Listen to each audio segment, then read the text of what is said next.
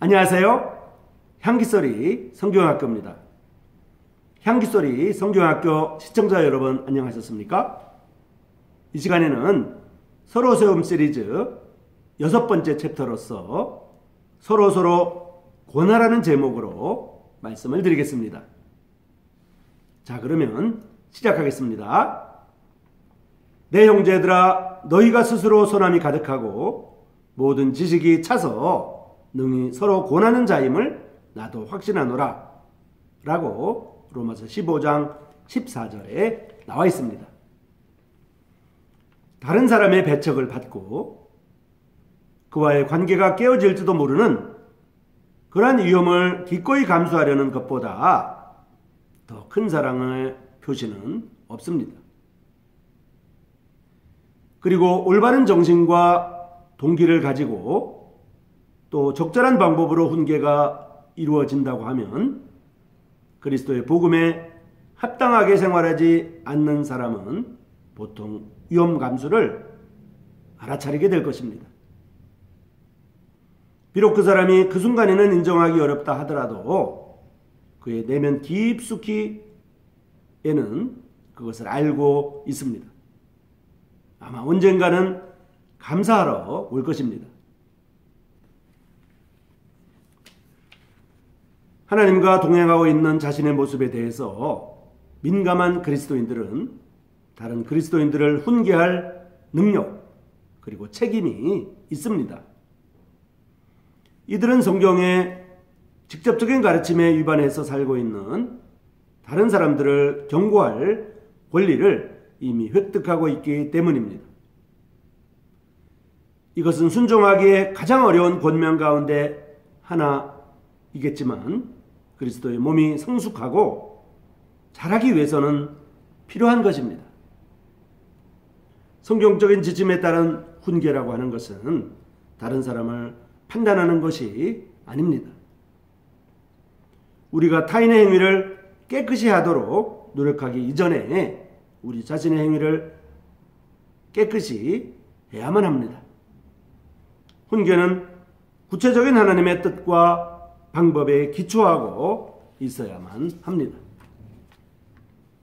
다른 그리스도인들이 행하고 행하지 말아야 할 것에 대해서는 우리가 생각하고 있는 것에 기초해서는 안 되겠습니다.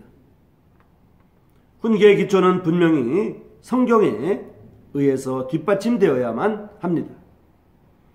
적절하게 훈계하는 데에는 하나님의 말씀에 대한 풍부한 지식이 필요합니다. 사실상 우리가 마땅히 해야 할 만큼 성경을 배우고 있지 못하고 있다고 하면 우리 자신이 오히려 훈계받을 그러한 위치에 있다고 말할 수밖에 없습니다. 디모데후서 2장 15절에 근거하고 있습니다. 훈계는 깊은 관심과 사랑을 가지고 해야만 합니다. 너희가 일깨어 내가 3년이나 밤낮 쉬지 않고 눈물로 각 사람을 훈계하던 것을 기억하라고 사도행전 20장 31절에 나와 있습니다. 장로들의 마음에는 바울의 사랑이 틀림없이 자라고 있었고 또 자리 잡고 있었을 것입니다.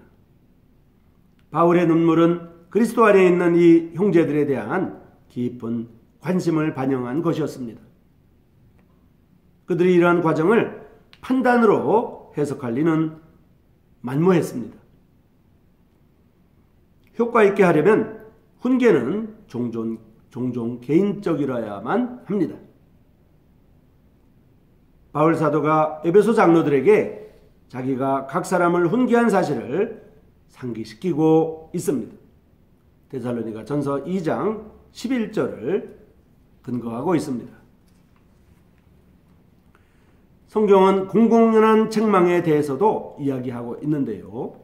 이는 개인적인 만남이 있고 또 두세 사람의 증인에 의해서 그 사람이 계속해서 죄를 짓고 있다는 충분한 증거가 있은 다음에 해야만 합니다. 마태복음 18장 15절과 16절 17절 그리고 디모데전서 5장 19절에 근거하고 있습니다. 훈계가 효과 있게 되기 위해서는 지속적이어야만 합니다. 바울이 에베소인들에게 한 훈계는 밤낮으로 또 3년이란 세월 동안 계속된 것임을 유의할 필요가 있습니다.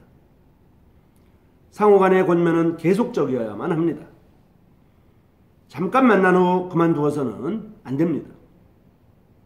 하나님의 말씀은 수많은 권면과 경고 그리고 가르침으로 가득 차 있습니다. 이러한 것들을 전달하는 데에는 많은 시간이 걸리게 됩니다. 그리고 이러한 것들은 일생 동안 적용해야 할 것입니다. 훈계는 순수한 동기로 해야만 합니다. 내가 너희를 부끄럽게 하려고 이것을 쓰는 것이 아니라 오직 너희를 내 사랑하는 자녀같이 권하려, 훈계하려 하는 것이라고 고린도전서 4장 14절에 나와 있습니다. 비록 죄 있는 사람이라고 할지라도 그를 당황시키지 않도록 가능한 최대의 노력을 기울여야만 합니다. 이것이 바로 개인적인 만남이 공공연한 만남보다 앞서야 하는 이유입니다. 만약 잘못을 저지른 형제나 자매가 개인적으로 그리고 그리스도인의 사랑으로 훈계되어 진다고 하면 공공연한 훈계는 가끔 필요 없게 되는 것입니다. 훈계는 적절한 목표를 세워놓고 해야만 합니다. 우리가 다른 사람들을 훈계할 때에 유일한 한 가지 기본적인 목적이 있습니다. 곧 그 사람을 예수 그리스도 안에서 더 성숙하도록 돕는 것입니다. 바울은 골로새인들에게 이렇게 썼습니다. 우리가 그를 전파하여 각 사람을 권하고 즉 훈계하고 모든 지혜로 각 사람을 가르침은 각 사람을 그리스도 안에서 완전한 자로 세우려 함이니 이를 위하여 나도 내 속에서 능력으로 역사하시는 이의 역사를 따라 힘을 다하여 수고하노라 라고 골로새서 1장 28절과 29절에서 말하고 있습니다. 훈계는 적절한 몸의 기능으로 인한 자연스러운 결과여야만 합니다. 성경은 죄에서 널리 떨어지도록 서로 경고해야 한다고 가르치고 있습니다. 그리스도의 말씀이 너희 속에 풍성히 거하여 모든 지혜로 피차 가르치며 권면하고 즉 훈계하고 시와 찬미와 신령한 노래를 부르며 마음의 감사함으로 하나님을 찬양하고 라고 골로새서 3장 16절에 나와 있는 것이죠. 자, 그러면 서로 적절하게 훈계하도록 돕는 실제들에 대해서 살피겠습니다. 다른 사람을 훈계하려고 하기 전에 먼저 자신의 삶을 평가해 보아야 합니다. 권면하고 훈계할 때 과연 깊은 사랑과 관심을 품고서 그렇게 하고 있는가 평가해 보아야 합니다. 남을 가르칠 수 있는 그리스도인은 온유하고 또 다투지 아니하고 또 거역하는 자를 온유함으로 징계해야 한다는 사실을 기억해야 합니다. 디모데후서 2장 24절과 25절을 근거하고 있습니다. 어떤 그리스도인이 특별한 죄와 관련해서 훈계를 받을 필요가 있을 때에 모든 사람에게 이야기하듯이 하는 것보다는 오히려 개인적으로 만나서 훈계하는가 살펴야 합니다. 단지 한 사람에게만 이야기하는 것을 위장하기 위해서 회중을 이용하고 있지는 않은지 살펴야 합니다.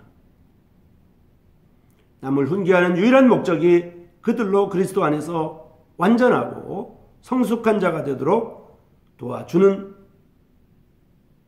것인지를 살펴야 합니다. 참으로 자녀들을 훈계할 자격을 갖추고 있는가 살펴야 합니다. 자격을 못 갖추고 있다 하더라도 당장 부모 직책을 떠날 수는 없는 일입니다. 유일한 길은 그러한 자격을 갖추는 것뿐입니다. 우리가 훈계할 자격을 못 갖추었다고 해서 다른 사람이 우리의 책임을 면제시켜 주지는 않습니다.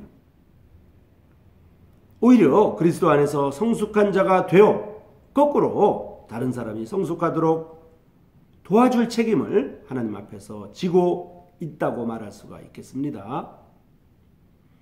로마 그리스도인들도 완전하지 못했으며 그 교회에도 많은 문제점들이 있었다는 사실을 기억해야만 합니다. 어떤 사람들은 믿음이 약했고요. 또 어떤 사람들은 강한 사람들도 믿음이 강한 사람들도 있었습니다. 그러나 이러한 약점에도 불구하고 바울은 로마인들에게 이와 같이 쓸 수 있었습니다. 내 형제들아 너희가 스스로 소남이 가득하고 모든 지식이 차서 능히 서로 권하는 자임을 나도 확신하노라 라고 로마서 15장 14절에 나와 있습니다. 향기소리 성경학교 시청자 여러분, 이 시간에는 서로 세움 시리즈 6번째 챕터로서 서로 권하라는 제목으로 말씀을 드렸습니다. 우리는 서로 권하고 서로 훈계하고 서로 함께 해나가야 합니다. 향기소리 성경학교 시청자 여러분, 다음 이 시간까지 안녕히 계십시오. 고맙습니다.